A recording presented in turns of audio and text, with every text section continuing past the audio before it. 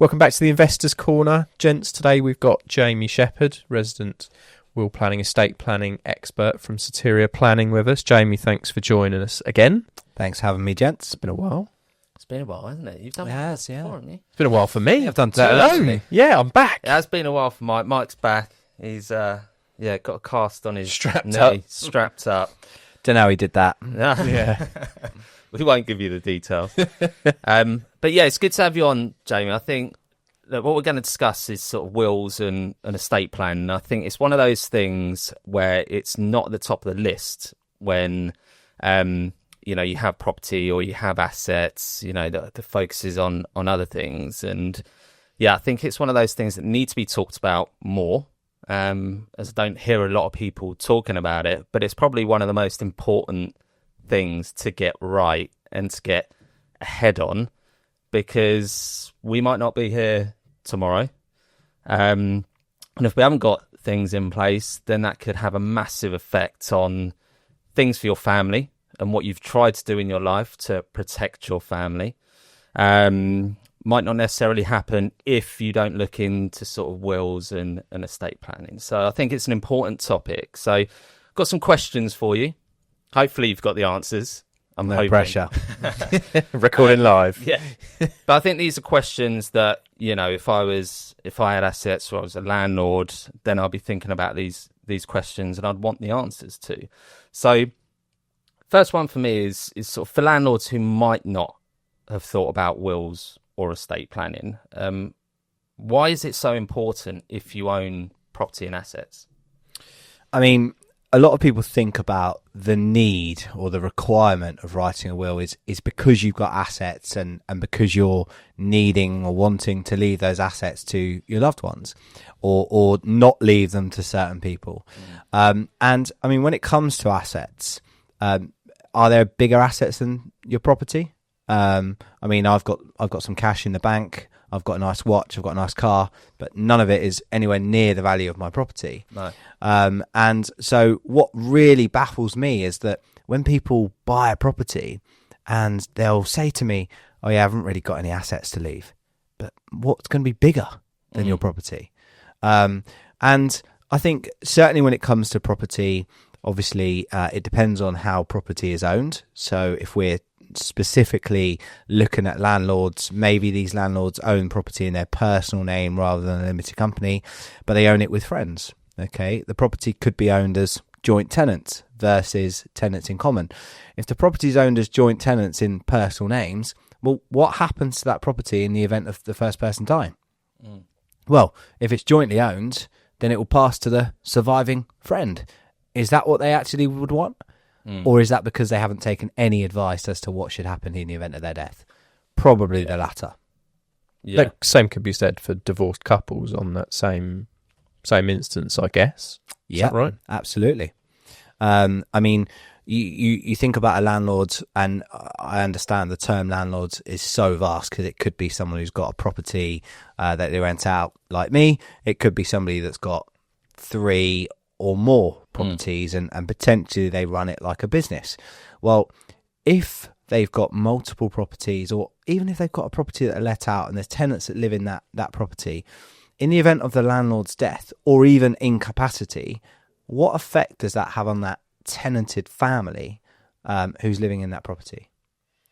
Yeah, I mean, we did a quick Absolutely study huge. on our portfolio earlier this week, and I think we found something like 85% of our landlords rent 2 or less properties out. Yeah. It would give or take those kind of, those kind of round numbers. So it shows the majority of people who rent out property are amateur landlords. And I'm not using that as a derogatory term. No, it just no. is what it is. Yeah. Like yourself, you've got one property that's rented out through us.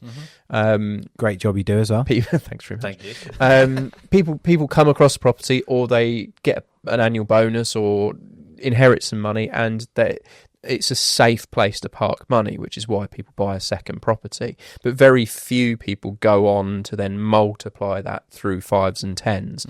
A lot of people might have the intention to, but very few actually ever do see that through. So the majority of these people are amateur, so don't have an expert team around them, which is I guess exactly why we're we're here. That's our function, isn't it? Here, Yeah. talking about it to shout those warnings out. Exactly that. I mean, what's the worst case scenario for a landlord if they don't have a will? So if anybody, forget the landlord, but if anybody passes away and there's no will in place, somebody dies intestate, which basically means the law of intestacy, it governs their assets. Now, you've got different scenarios, but if you've got a husband and wife and there's children, and the properties are potentially in the man's name, solely owned, and the man dies first, as the example, and those assets, the equity in those assets is more than £322,000, then those assets could be split between spouse and child. Now, if we're talking about a landlord that's got multiple properties, and we're increasing that equity, all of a sudden we're potentially looking at an inheritance tax liability as well, for absolutely no reason, for not having a will in place. And I think the main thing to consider here is what would you want to happen?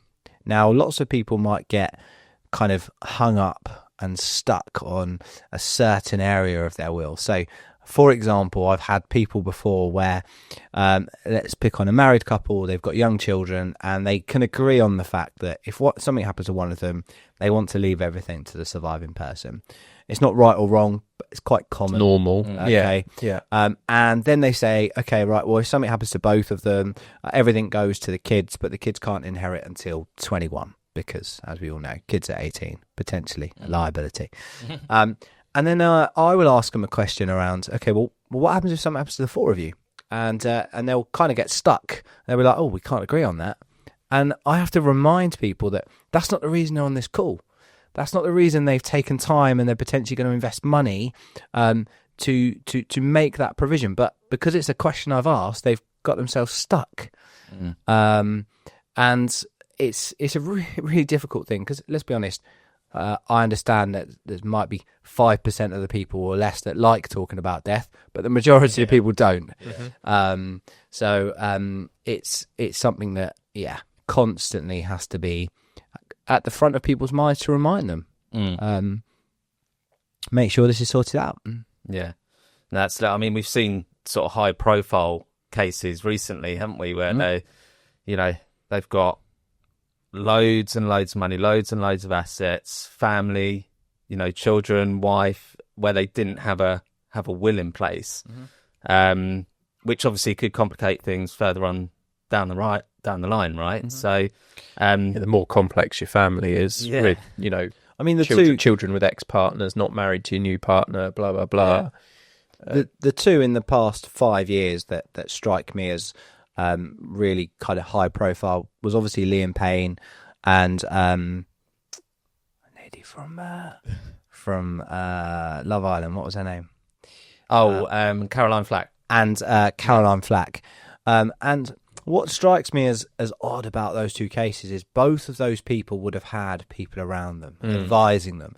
If they needed Liam Payne must have had so much management coming out of his ears. If they needed mortgages, they would have had a mortgage advisor. If they needed accountancy advice, they would have an accountant. Why did somebody not just sit both of them down and say, you need to sort this out? Is it that other people don't see it as a priority? Is it that there's not enough money in it for others to see it as a priority? I don't know. But clearly, not many people would have given that advice, because anybody who's got a child, if someone turns around to them and says, you need to do this for your child, not many people are going to turn around and say, okay, I'm not going to do that. Because you're a bit of an idiot. So that, like most people, when you say, Liam Payne died without a will, he was a kind of switch off, because it's like, well, he had 30 million quid or whatever he had. He's not like me. But if you draw it down to, he had a child with his ex-partner and he wasn't married to his new partner, what actually happens? What happens? Who unpicks that? I mean, the law of intestacy decided that ultimately everything goes to his son, goes into a trust until his son becomes of age. The trust is managed by his ex-partner, the mum of his child, and his partner gets nothing. That's the outcome. Which may be what he would have wanted. possibly not. Yeah. But I mean, you're going to want your kids to benefit, but would you? Does he want his ex-partner in control of the finances in that? Because I guess she can make decisions like, I need to buy a house for us to live in. yeah, I mean, Out of that cash, I don't know. there aren't many people that would want their ex-partner to be involved in their affairs, but Just fishing around there, in fact, usually there's a very distinctive "I don't want them" Well, that's anywhere involved. Yeah, there's a timeline, isn't there? But that's the thing. It's like, well, he might have had everything. Everything might have been with his new partner, and now she's just sort of left totally out of the equation, I guess. I think going back on to landlords and estate planning, one of the often overlooked tools is a lasting power of attorney. Now, if you think about a landlord probably has a mortgage on their property, and they probably receive rental income each month. Now, if that landlord loses the ability to make decisions, i.e., they've had a car accident and they're in a coma, or they've had a stroke, if anything causes that person to lose mental capacity, what happens? Now, I could tell you right now that if you currently pay the money into the landlord's bank account, and the spouse or the partner or the child of that landlord contacted you and said, this has happened to my dad or my husband or my wife or my daughter, you wouldn't be able to pay that into another account unless there was a lasting power of attorney in place, because nobody's got the ability to make decisions for somebody else without that legal document. We've had it in the past where we've had those situations, and it just ends up building and building and building until someone can actually do something about it, right? Yeah, exactly that. We've had a couple of cases. We've had, obviously, where solicitors been involved. We've been told that we can't do anything. It's been held on the account. It just takes ages to sort out. Yeah, as in, if you've got the will in place and you've got executors of the estate, then. And the power of attorney of someone who can just take over. Yeah. It's nice and easy, because then you've got all the documentation there, and then you can quickly sort things out and get that income to person. Do you know, talking about wills, and this is not specific for landlords, this is specific for I'd say families. If you've got a husband and a wife and you've got two children, the children are, let's say in this scenario, grown up, there is a case where potentially the outcome of having a will might be the same as the outcome of not having a will. For example, value dependence and asset dependence. But you might get a scenario where without a will, husband dies and everything goes to wife. I keep killing the husband, but wife dies and everything goes to the husband. In the scenario that the second person dies, everything could go equally between the children. Now, obviously, with a will, somebody might want that outcome anyway. The example I would give there is, if I said to you that you can go on holiday on me, okay, I'm going to send you to Australia. Okay, Lovely. You got two options as to how you can get there. Option number one, okay, I'll send you business class on a flight. Option number two, you got to swim there. Okay. Oh. Now you're going to go to Australia. Yeah. That's guaranteed. Yeah. Okay. You can have 3 weeks in the sun. It's not guaranteed if he's swimming there. You choose how you can. Well, I tell you what, I might give you a boat. You can go there on a boat. All right. Okay. Nice. Yeah, the example there is, you go business class. That could be the same as having a will. Okay. Within a will, you appoint an executor. That person has the authority to deal with someone's estate. Without a will, there's no executor. Someone's got to apply for letters of administration first and foremost. Now, the outcome will probably be the same, in the sense that you'll still get to Australia. It will be very painful. You'll be a little bit sore. And by the time you get there, you've got to swim back. Okay. Yeah. So that's the value that a will would bring. Yeah. No, that makes sense. I mean, for the sake of, a little bit of time sitting down with someone and getting it in writing, everyone sign it, and it's just a normal thing to do in my eyes, in getting that sorted, especially if you've got those assets there. Just talk to me about inheritance tax and how it could actually apply to landlords with buy-to-lets, HMOs. Are there changes coming with inheritance tax further on down the line? Mm-hmm. So the current inheritance tax threshold is frozen until 2028. To simplify it, essentially, every person has got an allowance of £325,000. If you're married, whatever you leave to a spouse is exempt. If you've got a child or children, you leave them your residential property. On top of the 325, you can get an extra 175. So if you've got a couple that, in the event the first person dies, leaves everything to the spouse, no tax. Second death, okay, as long as their total estate value is below £2 million, they'll get £1 million tax free. And anything above the £1 million will be taxed at 40%. Now, of course, I mentioned this earlier, but with regards to landlords, it will depend on how they own their property. Do they own it in personal names? Do they own it in limited company names? Now, if you own a property in a limited company, okay, that does not mean that you are guaranteed or you will get what's called business relief on your shares. Now, as a business owner myself, okay, in the event that I die, the shares of my business may well probably qualify for business relief, meaning that the value of my shares of my business won't form part of my estate for inheritance tax. Okay, as long as they're under a certain value, £1 million per person, I won't pay tax. If I had a limited company that purely owned property and it was just classified as an investment business, I'm doing nothing other than instructing a landlord to manage it, and I'm just literally creaming the money. Unfortunately, that won't qualify for business relief. Now, there are tax experts out there that may well have solutions as to if you are someone who's got 50 properties, 5 properties, 10 properties, you're actively managing those properties day to day, that may well be classified as a business rather than an investment business. But I would encourage every single person, certainly around inheritance tax, to take their own bespoke advice. Because, I mean, one of the biggest changes coming over the next 2 years is the introduction of pensions. So right now, if you've got any pensions on your death, there's no tax on your pensions. From April 2027, your pension pot in the event of your death will form part of your estate.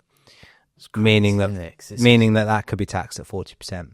So if you look at a landlord over there, if you look at a landlord who's 50 years of age, over the lifetime of them working, they've probably been told, invest into a pension because it's tax efficient.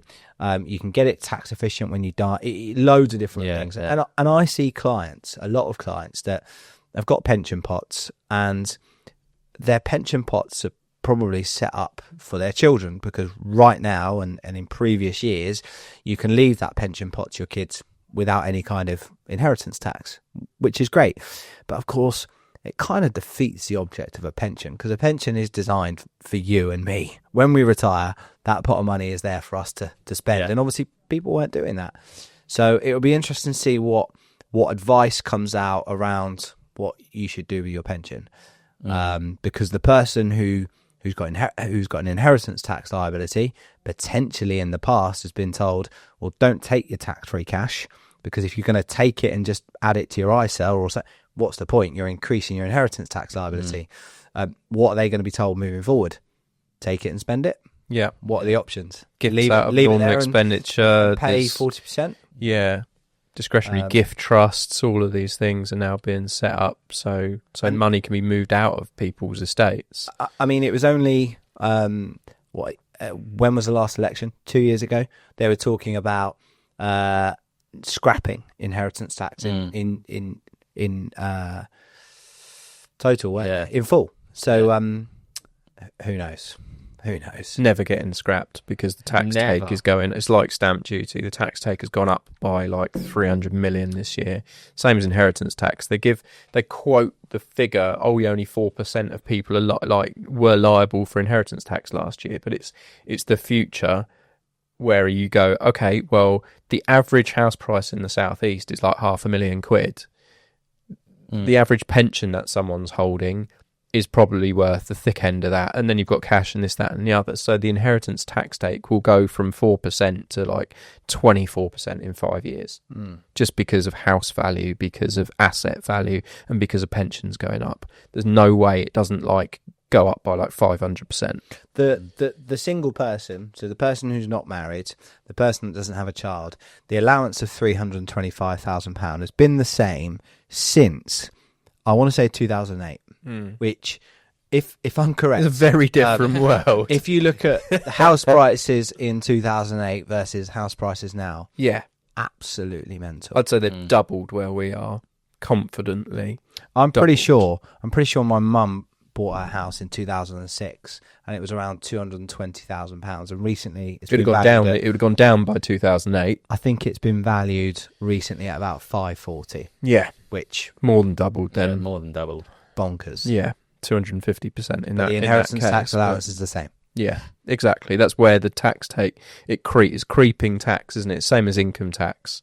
Income tax levels haven't moved for 4 years since COVID, and I they're mean, the not due dividend to tax has move. changed, hasn't it? Dividend, well, that's gone up. Yeah, cheers for that. Yeah, thanks. Yeah.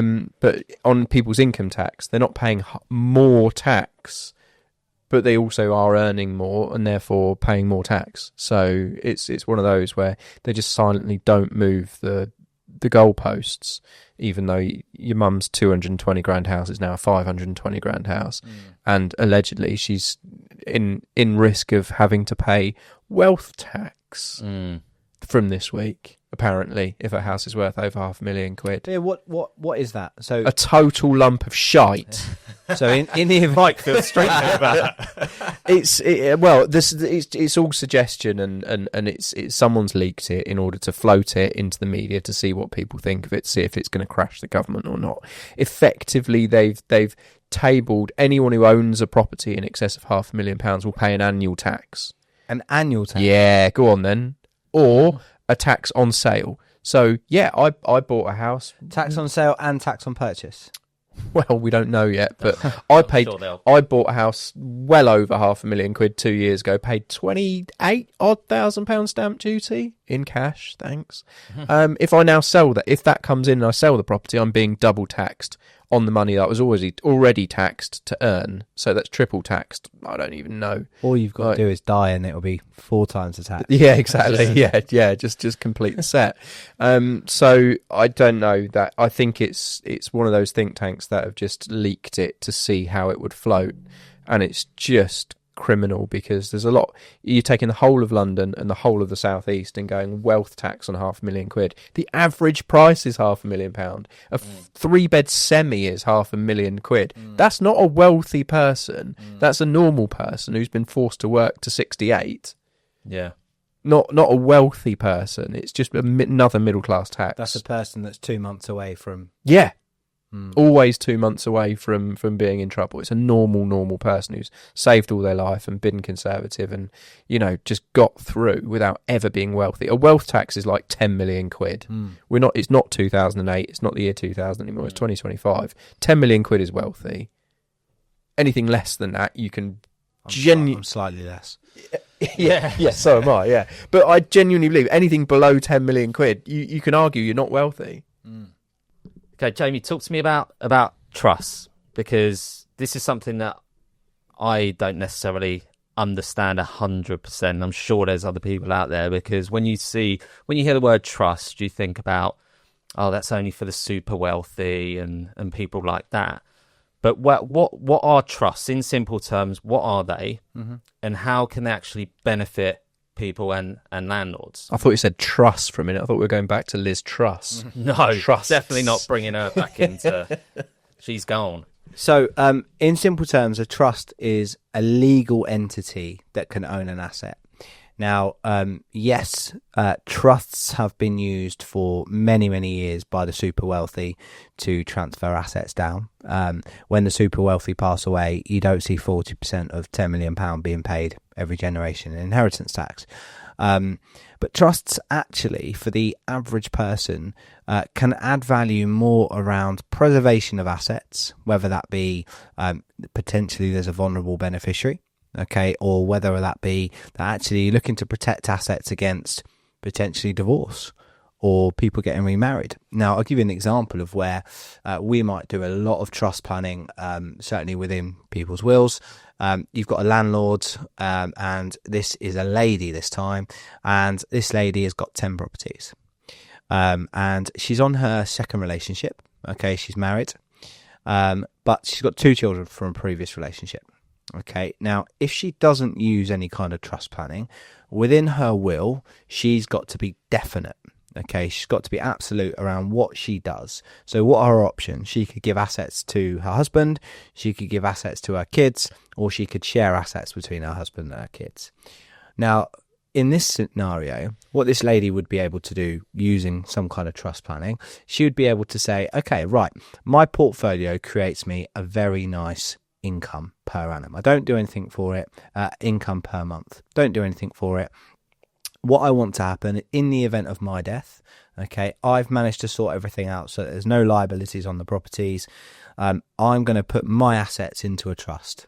My husband is going to have the ability to use those assets, and maybe he might be restricted to just the income. So if those properties produce a monthly income of £10,000, for example, he can have the ability to have that income for the remainder of his lifetime, but not the capital.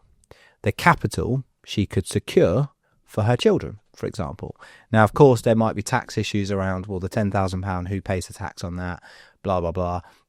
But that's an example of how a trust can look to preserve assets. Now, if you don't use a trust, as I said, you've got to say, okay, well, it goes to husband, and I'm going to hope that he's not an idiot and doesn't rewrite his will or meet another woman and get married and my kids miss out, or leave it to my kids and hope that they look after my husband when potentially they won't. They'll just go and buy their own things. So a trust is a legal agreement that basically says this is what should happen. Now, there are different types of trusts, and one of the most popular trusts is a discretionary trust, which is where trustees have the discretion to be able to look at how it should be run, and the person who set the trust up basically gives guidance as to what they should have. And an example here could be that actually there are vulnerable beneficiaries. Now, when I think of vulnerable beneficiaries, you might think of somebody that's got a learning difficulty, special educational needs. But actually, what happens if you've got a beneficiary that's a gambling addict or a drug addict? One of the worst things you could ever do is go and give somebody like that loads of money. Yeah. Because if they're a drug addict, they'll probably kill themselves. If they're a gambling addict, they'll probably waste it all. Exactly. Now, does that mean that you don't make provision for them? Or now, some people might think, well, do you know what I'll do? Because I've got 2 sons, and one of them's a gambling addict and one of them's sensible. What I'll do is I'll just leave everything to the sensible child, and let him look after the other one. Well, okay, what happens if he receives that and money turns on? Yeah. What are you going to do there? Or what happens if... It's external influences, isn't it? You get married to someone, they don't like them, all the whole family moves out. Yeah, the whole family and grief do weird things to people. Yeah. I'd always I'd add money to that. Add money to that. Put that in a cocktail and it's explosive. Yeah. So never ever think that, well, oh no, he wouldn't do that, she wouldn't do that. It happens. The whole idea of writing a will is that your wishes are clear. Yeah. That's the whole idea. I suppose that's the difficult conversations you've got to have with people, right? Is regarding that, although it's brother and sister and you never think that anything would happen between them, you've always got to give that, well, it could. I get people come to me all the time and say, oh yeah, I need to protect my kids. I feel bad doing this to my husband, or I feel bad doing this to my wife. Well, no, you've got to. It's your responsibility to look after your kids. It's not your husband's responsibility if they're not his kids. And as long as everybody is adult about it, as long as there's clear communication on the boundaries, what can and what can't happen. With a trust, I mentioned earlier that maybe the husband would just be restricted to having the income. You can have a trust where the husband can have the capital as well. No problem at all. But purely, that trust might basically say, okay, when husband passes away, whatever is left actually goes to my kids. It doesn't go over there to his niece and nephews or anything like that. So trust can be really, really powerful tools. Okay. Last question I've got for you is something probably more common now, where you've got landlords that bought property years and years and years ago. You might have landlords coming up to retirement age where they've got a portfolio of properties, and they're thinking about sort of passing those properties down to their kids. What's the smartest way of them passing those properties to the kids? Because I've heard people say before, when I get to 70 years old, I'll just transfer the property into my daughter's name. Hopefully, so it gets out of their estate and it goes to the daughter, and they don't potentially pay any tax on that. Is that the right thing to do? Can they be caught out doing that? Or are there other ways that they can, get those assets to their children to bring it out of the estate? So let's look at the facts there. Something you just said is really correct in one sense, but really incorrect in the other. Okay, so you said if I pass my assets to my kids at the age of 70 and I survive 7 years, there'll be no tax. Now, if we refer to inheritance tax, then you're correct. Okay, if I pass my assets away before I die and I don't have anything to do with those assets, I can't continue benefiting from them, I survive 7 years, no inheritance tax. Unfortunately, if you've got a landlord that's got properties that are not their main residence, and they transfer or dispose of those properties, and the property value when they bought it was X, and the property value is now Y, okay, and there's been an increase, they will have a capital gains tax. Yeah. Now, in some situations, of course, accountants might just say, that's your capital gains liability, that's what you got to pay. I'd always suggest going to speak to a tax advisor, because there might be something that can be done around holdover relief and trusts and things. That's not me saying there's definitely a solution, but there might be. And it's worth exploring as to whether or not HMRC have any kind of legitimate options for that kind of purpose. But I think that kind of goes back to, if you are a landlord who potentially is starting your journey today, get the right advice from the start, because you don't want to be that person who's 70 years of age wanting to give those assets down to your children, because you could have done it right from the start.